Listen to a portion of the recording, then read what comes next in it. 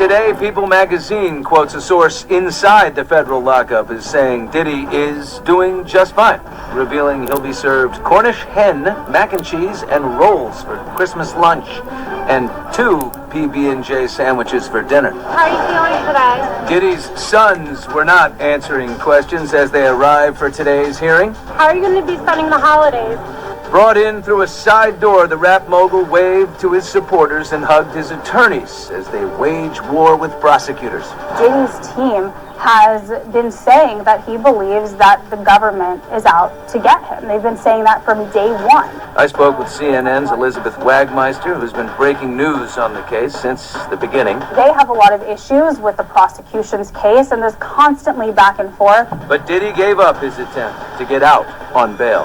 After winning 1 round in court, he'll get to use a computer. It's only for discovery to work on his case, but it is a laptop in jail. The judge has allowed that he can use it so that he can study the case, which his defense says is key. Is it fair to say only thing positive going for Diddy is the dizzying flood of cases? I mean, you'd think, wow, that's really bad. There's so many people, but there are so many people going by Jane Doe or John Doe. They're not using their names.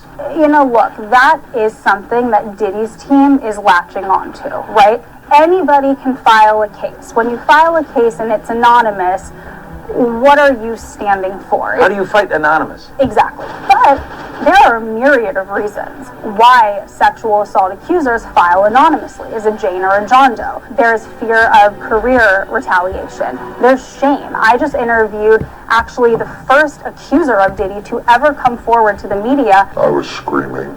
I was telling him to stop. He told me that the reason why he wants to stay anonymous is because nobody knows. I was the first person that he ever told this story to in his entire life other than his attorney. The fact that we had the Cassie video is extraordinary. Combs can be seen grabbing Ventura and throwing her to the ground. You never have concrete evidence. This is usually a he said, she said, and something that allegedly happened behind closed doors.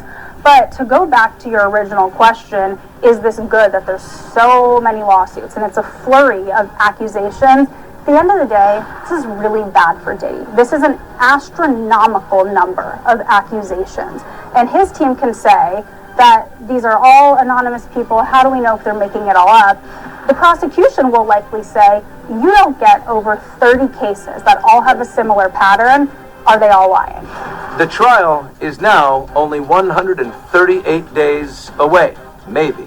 Diddy's trial is set to begin in May, on the very day of the Met Gala. That'll be a busy day in New York, won't it?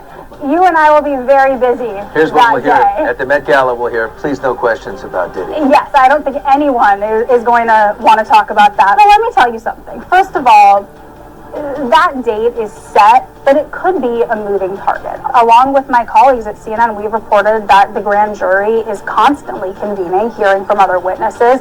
So it is possible that if they add more charges, if they add more defendants, they could need more time.